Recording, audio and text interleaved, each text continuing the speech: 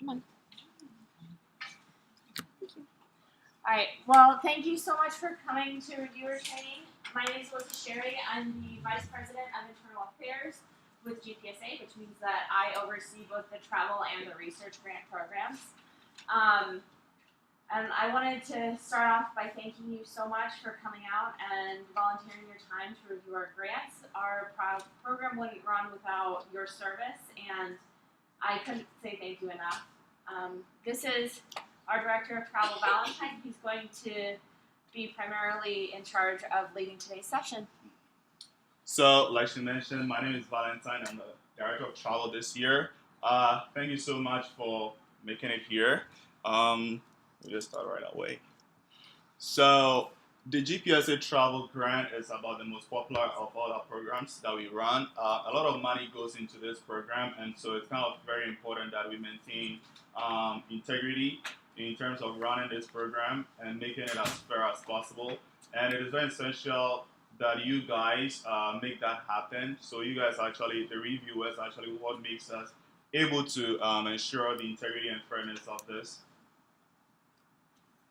So kind of the overview, some of these things will be similar to what we just covered in the research training. So just talk about why review, the various programs that are on offer, their responsibilities. So what we need you to be doing as reviewers for the program, how to review, and then the scoring guidelines, and we'll talk about a few items that you have to do after this training.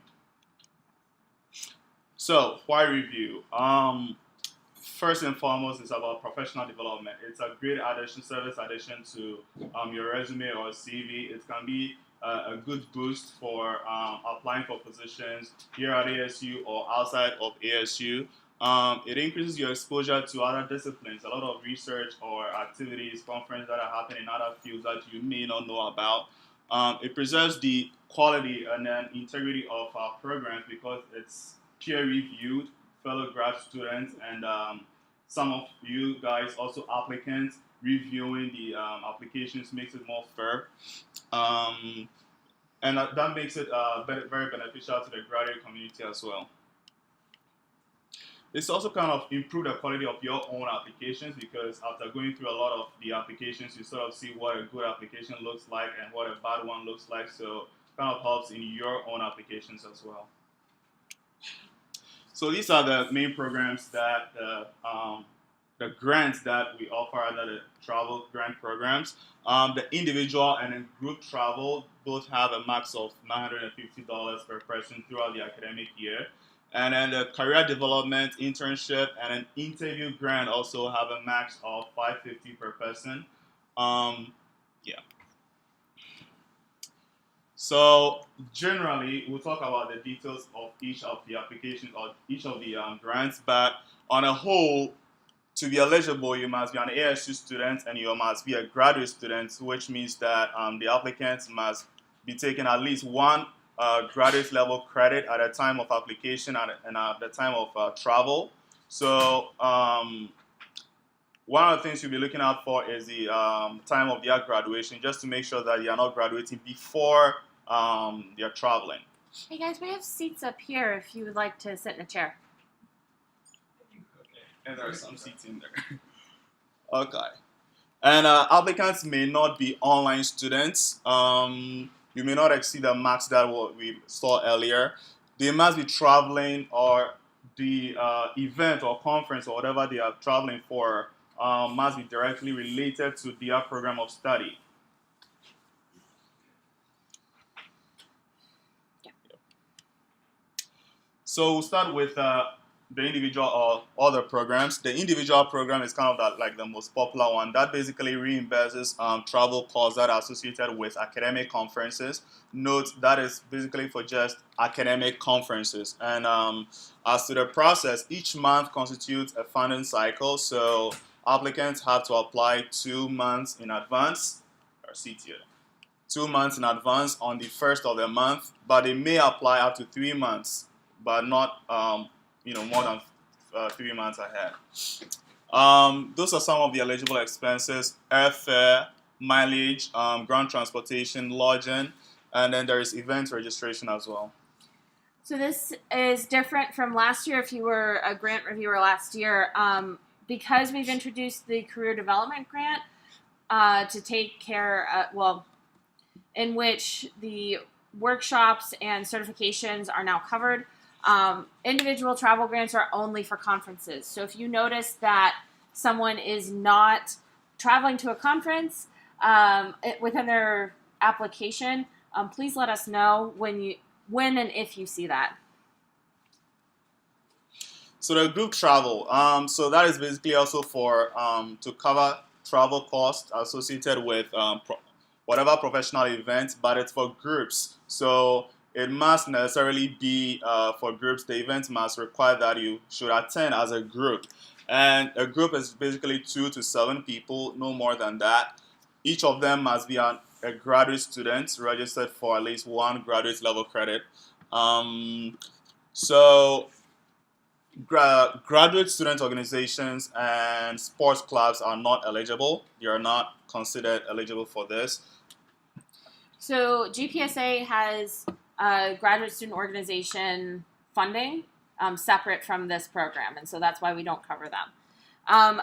So with groups, groups can be anything from moot court for law students, like a robotics team if there's a competition, or if there are people sitting on a panel, like for example, if there's a panel looking at concussions or looking at sports injuries, and there's a neuroscientist, a physiologist, and like a psychologist or something on a panel, and they're all grad students. And the success of that panel requires that all of them go. That's also acceptable as a group. Before we move on, are there any questions? Okay, well, I moved on anyways.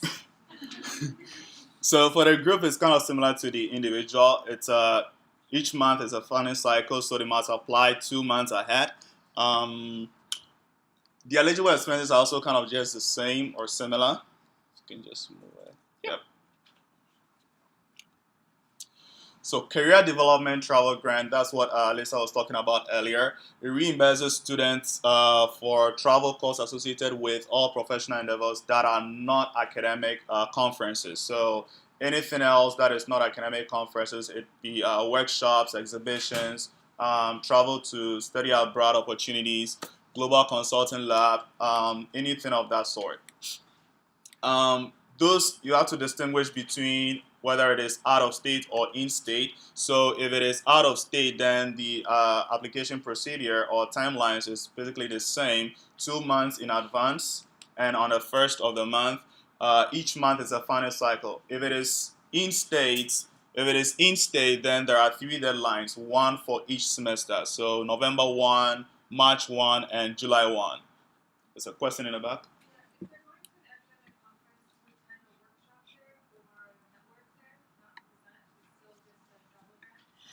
That would still fall under the individual travel grant because it's for a conference. So the difference between the workshops for career development and for individual is that the career development one is a workshop outside of a conference. If the workshop is being held as part of a conference, then that's eligible for conference travel. But again, it's up to the applicant to say, well, I'm going to this conference and there's this really cool workshop. One thing to note about study abroad travel, especially when it comes to their expense requests, is that we can't fund fees or tuition. So if their travel costs are rolled into a fees tuition, like here it is, just give us $2,000 or something along those lines, that is not eligible for reimbursement. It has to be separate. Okay, so again, that's because we can't fund tuition and fees for students. But we can, like, if it's like, hey, you know, here's the program fee, you have to pay to get yourself to Belgium or wherever you're going, that's okay. This is also the only grant in which you should be seeing Global Consulting Lab or Thunderbird Emerging Markets Lab applications. If you see them as listed under any other program, please let us know right away so that we can kind of put it to the right program. Any questions about that? Yeah, so you will actually get this presentation. We'll email it to you later, so you'll have all of this information. It can also be found on our website. There's a question in the back. Okay, just to clarify, so I know you just said this, so if they're attending a certification or workshop, Mhm. Yep. you won't cover the tuition for that, but you cover the travel. Okay, so certifications and workshops, if it is like a registration cost, that is separate than from like a class that you're taking at ASU and you have to pay tuition for. Okay.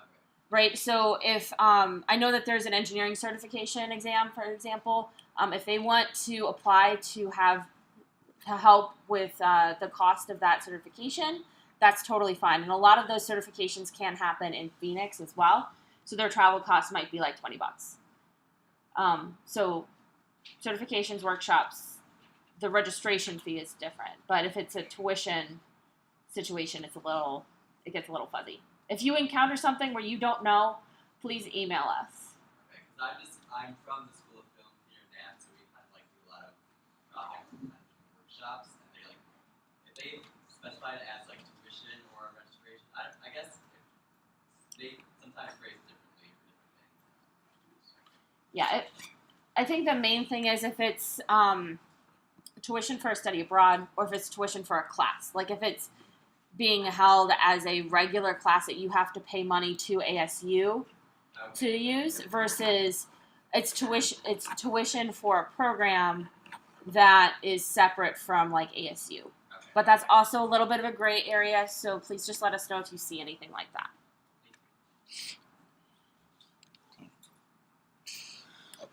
So the internship is also basically reimbursing travel costs for required internships, practical courses, field placements, and that sort of thing. That is also it could be in-state, it could be out of state. If it is in-state, then we have like 3 deadlines, one for each semester. If it is out of state, then each month is like a final cycle, so it works that way, it's the same way. Then there is the interview travel grant. So cost associated with you traveling to take up an interviews for postgraduate positions or something like that.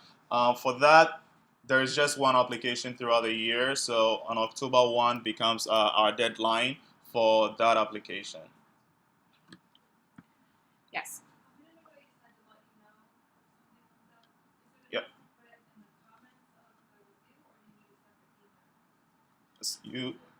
So something comes up within about the application that you're reviewing, send an email. So send an email and also indicate the application ID. It's helpful to go straight to the application and then look at it.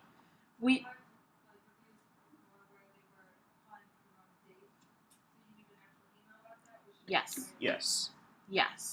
So we don't necessarily go through and read all of the reviews for all of the applications before we assign or before we determine whether or not they are funded or not.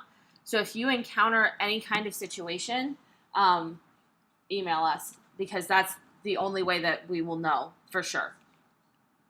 Yes. A situation with I had quite a few career development grants where people were asking for $950. Would that be? We're just taking them to travel. So we will not fund them for more than the max, right? And so like we download all of the metadata before we send any of the applications out to you guys. So like when they submitted their application, what dates, but sometimes things get through, right? We have a list of what they're requesting. Don't worry about it. So just because it's not technically something that you would have done points for in any of the sections, Right. So we Sure. just review them Just review them as as normal. normal. I think within the this academic year's new application, we've actually listed the amounts that are possible for each grant. Yeah. Still feel like people might mess up. Oh, believe me, they will. I agree in one cycle when we're all wrong. I will tell you guys, there's a line in there where everybody has to initial saying that they agree to the terms and conditions. People still fill out their whole name. You don't see any of those because do. we filter them out. But without fail, every cycle, there's at least one person who puts their name and not their initials. So, we're aware. It's still going to happen, but we're only going to grant them at the 550. But yeah, thank you for bringing that up.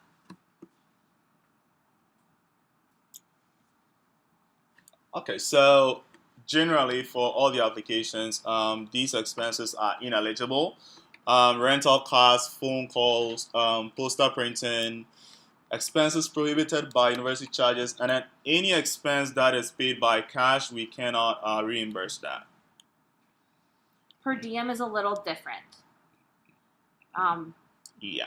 But if they're saying, I'm going to pay for everything in cash like a baller, they're not going to get reimbursed. So, good. People are finally laughing at my jokes, Valentine. I'm so happy. Well. The other thing to note is that internship grants only cover round-trip airfare. And so we've had some situations where people have applied for one-way tickets or they've ended up buying one-way tickets because they have they're traveling to an internship that is year-long. We can't do that much with those because we have to have a round-trip ticket. Is that just internship? Because If they have 2 one-way tickets that like bring them back to Arizona, like that's fine.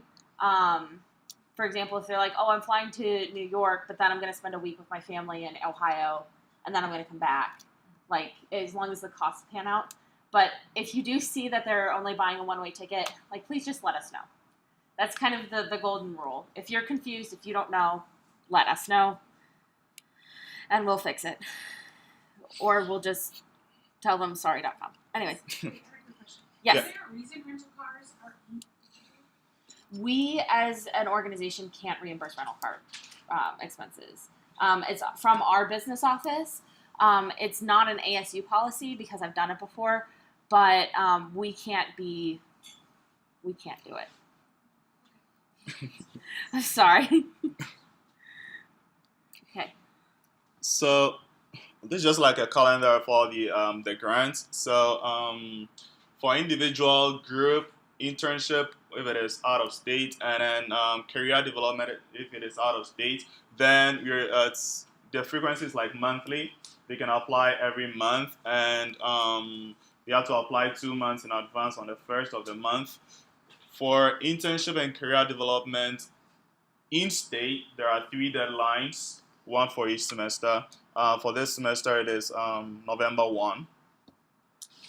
So this kind of gives you an idea of what types of applications you can expect on a monthly basis. You will definitely get some individual travel grants. We always have group and career development and internship submissions. We get them less frequently, we get less of them total. And so you might not get an internship, but it's good to know that that's something that you might be reviewing in the future. We will also let you know within an email that we send you when we've assigned you applications what types of grants we've received that month and what months you should be expecting deadlines from. So for example, for September, you'll be expecting applications for travel in November and December, and we'll lay that out for you. We've also laid it out here for quick reference. This is also on our website as well. But so the middle column is 3 months in advance, and the right column is 2 months in advance.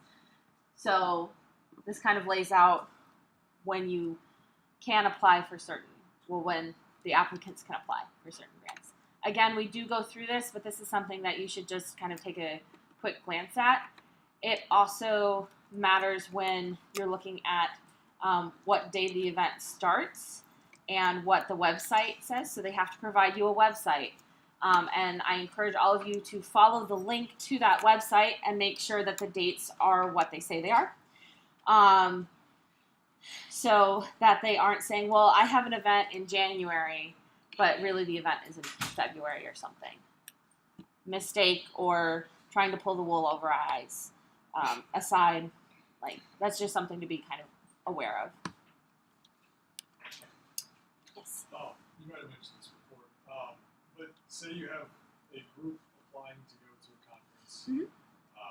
and an individual thinks that the conference is very expensive and wants to put in an individual request as well. Can they do that? So we do. Oh, we do check. So the question is, can you double dip? And the answer is no.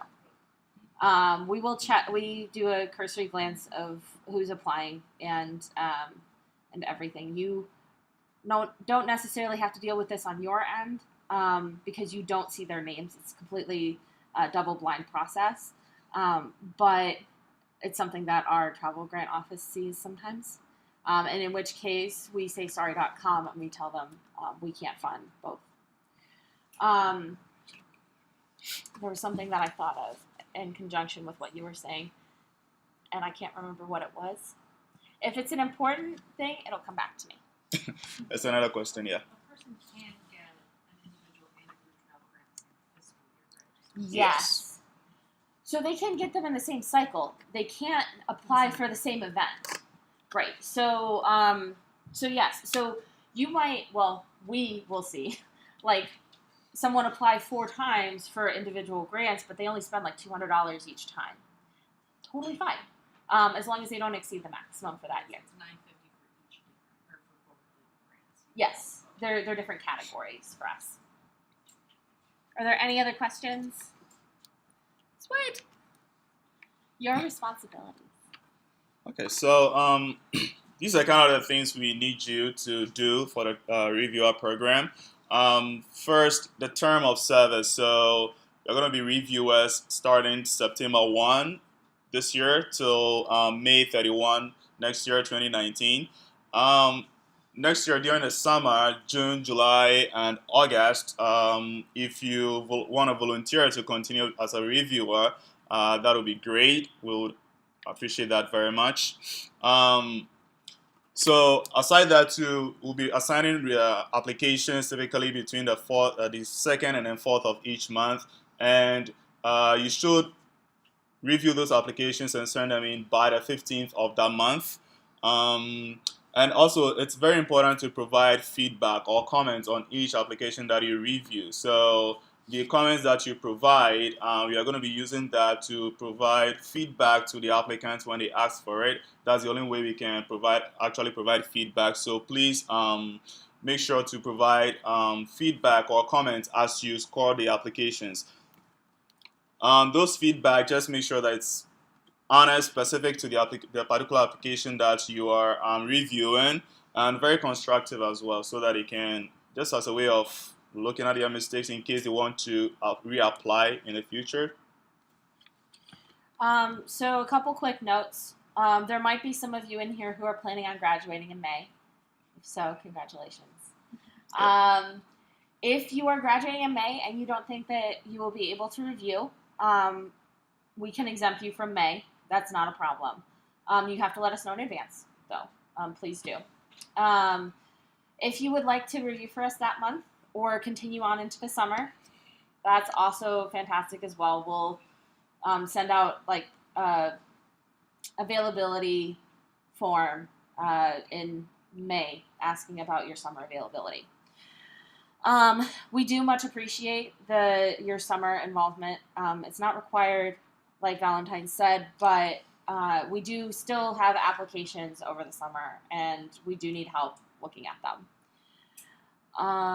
There was something about the 15th. If you're not able to review, and then there's a question. Yes. Regarding the summer applications, Yeah. how does that fit into limitations for funding for the year? Is that part of a given fiscal year? Is that kind of a separate? We have everything figured out as far as fiscal year, and it's based on when they're departing. So our business office handles all of that, and that's nothing you guys have to worry about. But just to answer your question, yes, we do figure that into our budget every year. I still can't remember. Shit. So aside all of that, we also need you to be very communicative. So email us whenever any of these things pop up. So before the application deadlines, so application deadlines are like on the 1st of every month. So before the 1st of every month, we need you to email us if you are going to be submitting an application yourself. So if you're going to be applying for a grant, please email us in advance so that we take you out of the pool for that month. Email us if you're unable to review for that cycle, if you're traveling or whatever. So, or you're just going to be busy that month, just email us and we'll take you out of that pool. Also, before the deadline for reviewing, so your reviewer deadlines are going to be on the 15th of every month. So before the 15th of that month, email us if the applicant that was assigned to you is someone you know personally. It's in your department or on the same research project or whatever. Just email us and we'll assign it to someone else and assign you a different application.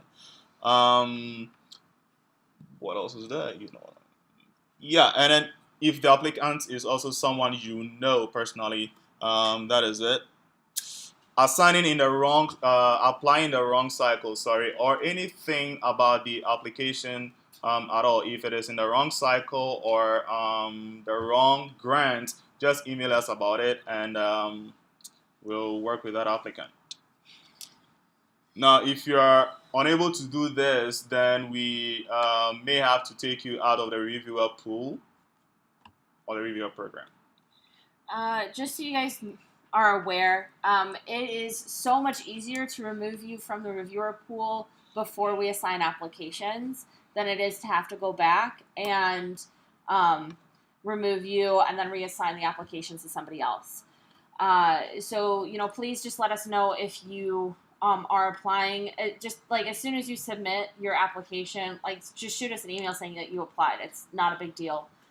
Or if you know that you're going to be incredibly busy because you have your qualifying exam or your cumulative whatever, please let us know. Also keep in mind that if you don't review an application that you were assigned and you don't tell us about it, that's one person that has not looked at the application and has not scored it, and so that application is at a disadvantage compared to the other applications in that cycle.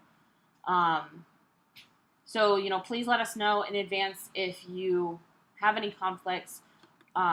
We also encourage you to look at your applications early in the cycle, like almost as soon as they're reviewed or as soon as they're assigned, because it's a lot easier to reassign applications that, if you know somebody, we can switch it out.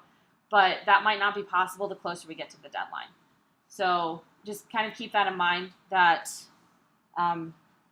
the earlier you get your reviews done, the better it is. So, how to review in Zoom Grants. So, basically, you're going to log into Zoom Grants on the Zoom Grant page. You log in with your reviewer email. So, the emails that you provided us, it must be different from the emails you use as an applicant. So it should be different. If you do not already have an account, we are going to create one for you with that email, and then your password will simply be your first initial and your ASU ID number. So if you log into the application or the Zoom Grants page, then you log in through that. And it will pop up your My Account page for you. So on your account page, you're going to be seeing Travel Grant Program 2018-2019. If you're also a reviewer for Research Grant, then that will also be here. So just select the Travel Grants Program, and it'll open up your dashboard for you. There are like 6 tabs over there. Click on the Applications tab, and that'll pull up all the applications that have been assigned to you. Click on any application, and then it'll bring up the application for you. You can click on application questions, and then you see all the questions that were posed to the applicant and the responses that it gave.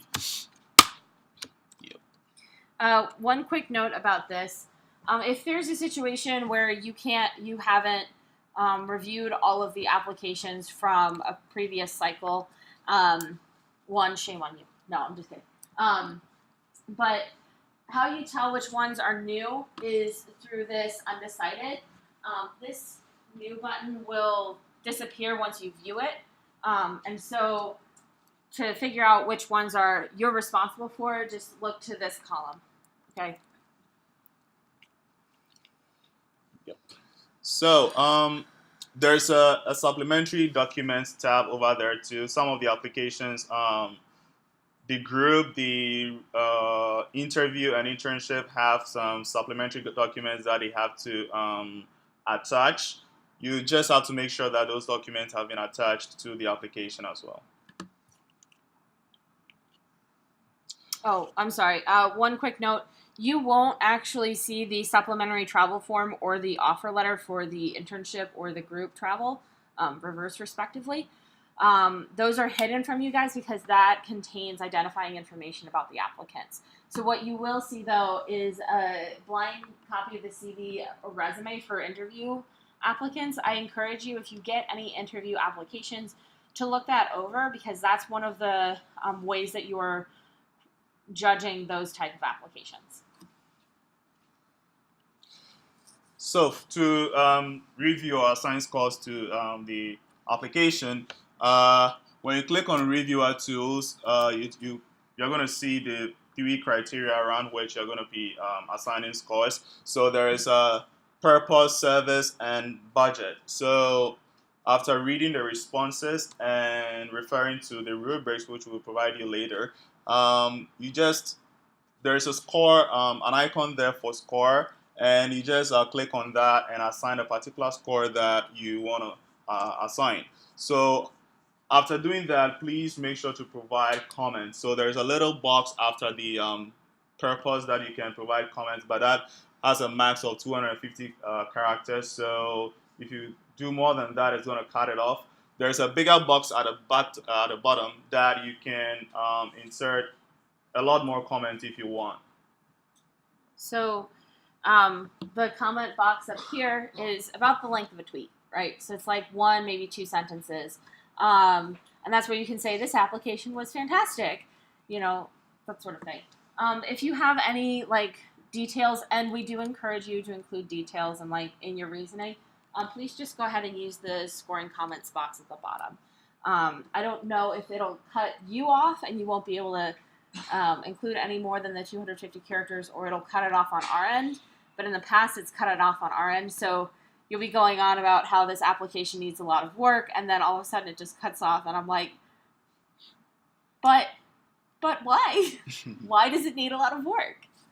So save my curiosity and just put it in the bottom box. So after assigning your scores, it's very important that you do not. There we go. Okay. Yeah, it's very important that you do not make any official decisions. So the official decision could be just leave it undecided. There's I think approve or decline. Just leave it, don't touch it, because if you do any of the official decision, it automatically sends a notification to the applicant that they've been either approved or denied funding. So just leave that side untouched. I don't think you can actually touch that, but let's not poke a sleeping bear. In this case, I'm the sleeping bear. No? Okay, I've lost them. You're still around. Right. All right, so scoring procedures. First, just determine the general eligibility. We'll go through all the applications, but occasionally some of them will slip through that are not eligible. So verify the purpose of their travel just to make sure that they're actually traveling. What they're traveling for is directly related to their program of study. Verify the dates to make sure it's within the deadlines, within 2 to 3 months. The existence of the conference as well. So they'll have to provide you with the conference website or the event website. So just make sure that it actually exists and the dates are within what the applicant says it is. So I've seen a few applications in the past that have been visiting lecture series. Most places have some sort of online notice about like what seminars they have available, or they even have like a Facebook page. I don't care as long as you can verify the existence of the event. Judging criteria. So there are three areas around which you're going to judge the application. So the purpose, service, and budget. Each of them is on a scale of 0 to 5, but purpose is weighed twice. So the total is going to be around 20 actually, not around. Yeah. So the purpose, they'll provide responses to three questions about the significance, contribution, and then benefit to ASU. So that will kind of help you to look at the purpose of the application. So significance is actually about their research or the activity or experience, the internship that they are going to. So you just have to ensure or make sure that the providing a detailed, well-reasoned description of that activity or that experience and their role in it. So, for example, if it's a conference, they don't necessarily have to be presenting at a conference, but at least they should tell you what you're going to be doing there at a conference. Contribution is basically they have to demonstrate how attending that event or conference is going to benefit them and contribute towards the degree, their completion, as well as their professional development. And then there is benefit to ASU as well. So they must clearly demonstrate how it is going to benefit ASU as a community. So the onus is on the applicant to impart on you how important the event is. So there are some events where they're huge and presenting at one of them is a great honor, but there are also some smaller conferences that might afford them better networking opportunities. And we don't know, that varies between fields, and that even varies within subsections of a field, right? Yeah. So we aren't looking for, this is like it's this conference and walking away, but we really want them to say, this is a really important conference for me. This is a top-notch conference in my field or whatnot. So that's why we don't, it doesn't matter if they are actually presenting or if they are just going for networking to, for example, a conference, because it's easy. It doesn't matter what they're doing at the conference, but they have to explain how what they're doing is important.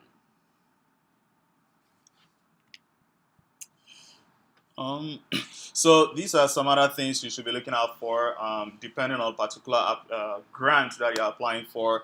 If it is group, then it must necessitate that they should attend as a group. So for events that you could attend as an individual, then you don't really need to be applying as a group. For internship applicants, they must demonstrate that it is actually something that is related to their program of study. For interview, applicants must demonstrate their responses that help you to assess. They should demonstrate their level of preparedness for that interview.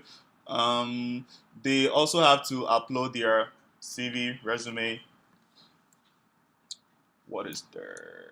Oh, so study abroad. So under the career development grant, we mentioned study abroad. There was a global consulting lab and then Thunderbird emerging markets. These are only eligible under career development grants. So if they pop up in any of the grants, just let us know and then we'll direct them to the appropriate grant. So service. So you should be looking to see that the applicants are demonstrating a very strong service to their community, to ASU, to their program, to their professional area. GPSA involvement is not a requirement. It is great if they have it, but it's not necessarily a requirement. It used to be before, but now it is not.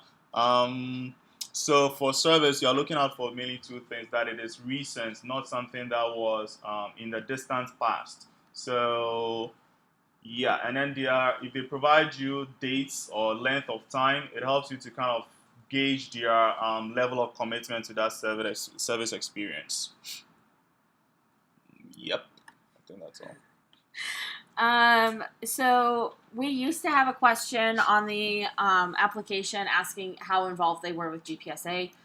We have gotten rid of that question. It was a legacy question from a few years ago when pretty much all you had to do was to volunteer with GPSA in some capacity and you were awarded funding. That's not the case. Our grants are incredibly competitive now, and so we have gotten rid of that question. And the budget. So basically, you're looking to see a budget that is very reasonable. It is they have a section to justify that budget, so they should explain the rationale behind every amount that it states. So just look at those amounts and make sure it is reasonable. It is their eligible expenses. So for something like registration, if it is a registration amount, then you can easily verify that on the conference website or Facebook page to make sure that it is actually what the registration is. They also need to be demonstrating that they are exploring all avenues to cut down costs. So not just stating any exorbitant amounts, but actually finding ways to reduce the amount as much as possible. And so, kind of going off of what Valentine just said, it's really important that they explain to you what they've done to cut costs. Keep in mind that you're handing over hundreds of dollars to these students for a few hours of work, and so really, kind of expect a lot out of work. Expect, a decent explanation of, airfare costs this much. Well, did you look at several sites? Are you looking at several days? Is this the cheapest flight that you can find? If it's not the cheapest flight, is this the one that gets you there so that, you're on time for your event or whatnot? Another thing is if they are traveling at the end, if they say that their return date is several days after the event ends, that's totally fine. I mean, if you're going to an event in Prague, why wouldn't you spend a few days being a tourist? However, they have to tell you, the flight that I'm getting back isn't any more expensive than the one that I would have normally gotten back. And I'm also not asking for any money for food or lodging during this period as well. Make them work for it, guys, is the key thing. They should be explaining things to you in a way that you know how important things are, how important these experiences are to their professional development. Yep. So the internship grant has some specific questions. One of them is the internship start and end date, and that is just basically to help you make sure or gauge whether it's within the time frame or the eligible months. So the internship is, or if it is in state, then it is within 3 semesters, right? So either fall, spring, or summer. So if it is fall, then it spans a certain range of months. That's August 18th to January 9th. So you have to look at that and make sure that if they are applying within fall, the internship falls within those dates. Again, we do kind of look at this before we send everything out, but also kind of use a little bit of common sense here. If their internship starts August 1st, but it lasts through the fall, that's still eligible for fall funding. Same thing with internships for spring semester where they're leaving in January or they start in January, before the semester technically starts. Because of the span of the internship falls within most of the spring semester, that's totally acceptable. But don't go too overboard with that explanation either. Oh, I'm sorry. Another thing about internships is that if it's a year-long internship and they apply for fall funding and they're just I just want funding to travel to and from my internship between August and December, that's completely fine. They can reapply for the other months as well later on, but just kind of things to keep in mind. So for interview 2, these are some of the specific questions. Basically, this is asking for for them to describe the relevance of their position to their career path, and that's basically to gauge how related it is to their program of study. So just make sure it is actually directly related to their program of study, their level of preparedness, and then how qualified are they for the job. So they have to describe that. Just make sure that they are actually applying or interviewing for a job that they are really qualified for. About checking for travel days. So these are just 2 applications. Both of them were submitted in June. So say by the 1st of June. But the first one is not eligible because the departure date is on July 19th, and that is like just the month after. So they should be applying 2 months ahead on the 1st, by the 1st. So the second one, August 24th. So 2 months prior is in June 1st. That makes it eligible. All right. So before this, are there any questions at all? Okay. Okay, so the next steps. After this training, you are going to be getting at least 2 emails. One of them will have this presentation, and it will also have links to take a travel reviewer quiz and a commitment form. So just please fill that out. We are going to be sending them out tonight, so fill those out. It takes really short time. Fill those out by the 1st of September. Yep. And after that, we are going to be setting up Zoom Grant account if you do not already have one. If you are also reviewing for research, then it's just the same. You can use the same reviewer account for both of them. Applications will typically be assigned between the 2nd. So the deadline is on the 1st. So from the 2nd to the 4th, would assign applications to you. Usually depending on the number of applications we'll have, you have about 4 to 10, between 4 to 10 applications to review. And so we will need you to review those applications by the 15th of the month. So you have like 11 to 13 days to review those applications. And if you're not going to be available or there's a conflict, an applicant was assigned to you that you know, please just send an email and let us know, and we'll fix it. One thing about the forms that we're going to be sending you is that they're Google forms. And last year we had a few glitches with, for some reason they wouldn't log as submitted. Like we'd have quizzes that were completed, but for some reason they didn't submit. You might get an email from us saying, hey, we noticed that you completed the commitment form, but we don't have a record of you completing the quiz. If you could just go through and respond to those. I do apologize for the inconvenience, but we do need to have a record of your responses to those quizzes documents. All right. Are you sure? Yes.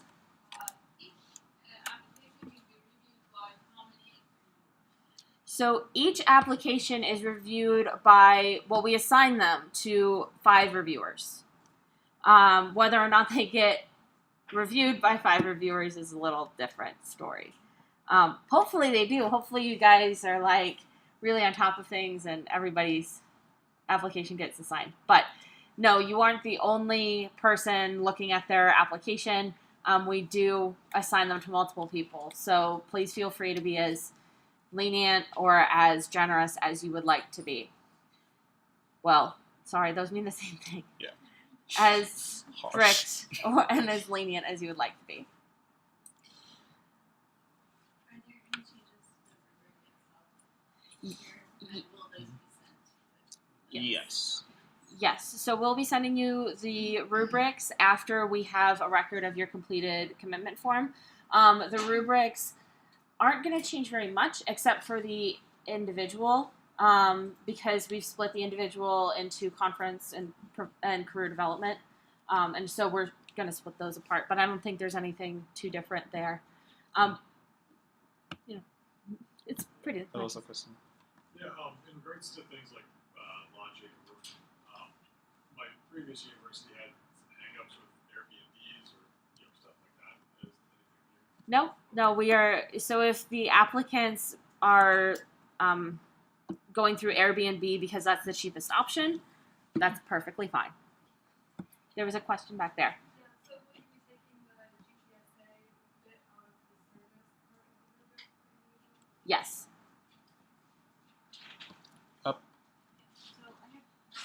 once had a strange thing, and I don't know if this is a you all thing or a current thing. So lifts or other sort of Ubers or transportation from airport to so that can't be reimbursed if like I'm going from my home here to Sky Harbor, right? Right. And why So- is that? That is you still have to get there. So the question is about reimbursement between ground travel from your home to Sky Harbor, and that's because it's local. So Even though it's still part of the conference travel. even though it's still technically part of the conference travel, we can't reimburse it from our side on the business office. I know that's a little different for some departments and some other organizations at ASU, but for us, we can't refund or we can't reimburse that. It stinks, I know, but it yeah. I give it to the business office. Yes. So I know it can vary from application to application, but approximately how much time does the reviewer spend on one application? That's a really good question. So the question is about how much time it takes to review an application. So when I first started, it took me 30 minutes to look through an application. By the time I was done being a reviewer, it took me 10. And so it depends on the application itself. A really awful application you can review in 5 seconds. We have some examples of some bad ones. I'm just, and again, you'll get this, but my personal favorite is under service, the no. That's really, really easy to review, right? And so that took me about 5 seconds. But as you get more experience and you know exactly what to look for and you know like what constitutes a really great application and what constitutes a not so great application, they speed up quite a bit.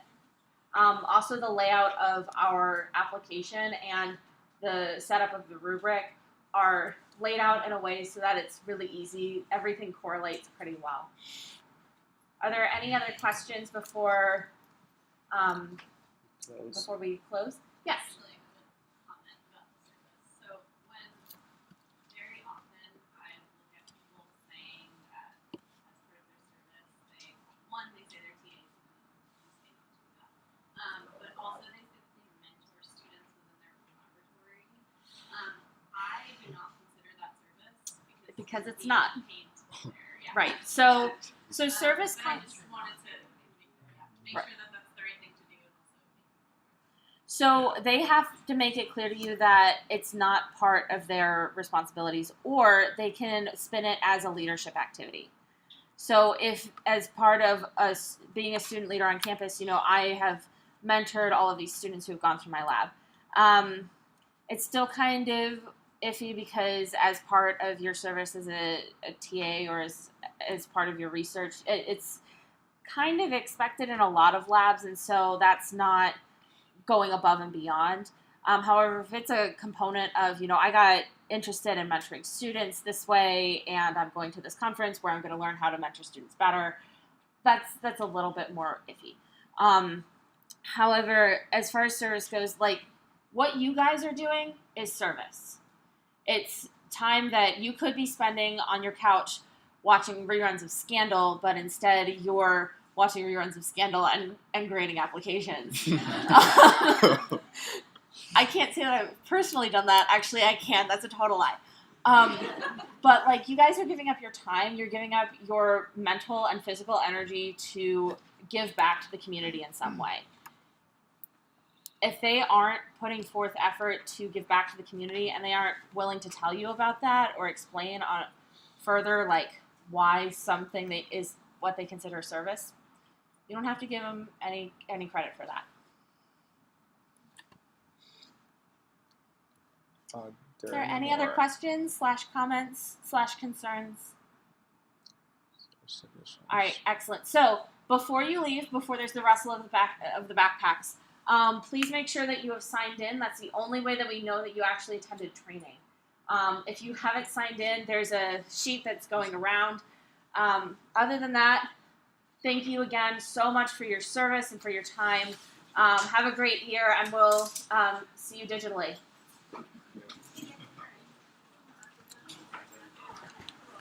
Really quick. Yes. I didn't get. Oh, sorry.